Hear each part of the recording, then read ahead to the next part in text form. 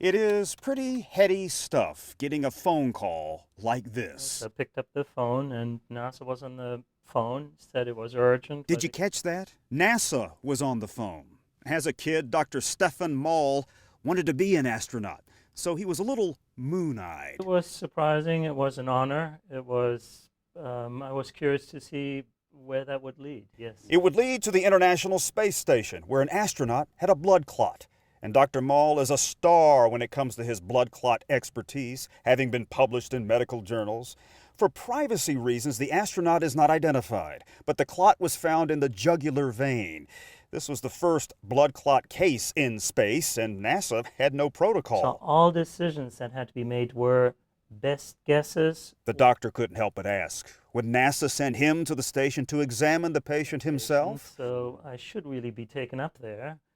And their response was, we'll see what we can do and we'll get back to you. Dr. Moll remained earthbound while consulting a team of NASA doctors. If the clot weren't treated, it could spread to the lungs or brain and become far more serious. The typical treatment on Earth is blood thinners, but how would they work in zero gravity? So one needed to weigh the risk-benefit of starting a blood thinner or not using a blood thinner. He and the team agreed to put the astronaut on blood thinners, with Dr. Moll directing the dosage.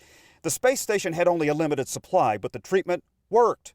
Dr. Moll even had a phone call from his patient. My wife picked up, and it actually was here's the International Space Station, and she handed it on to me saying there's somebody from outer space who wants to talk to you. Enough to make a well-grounded doctor feel on top of the world.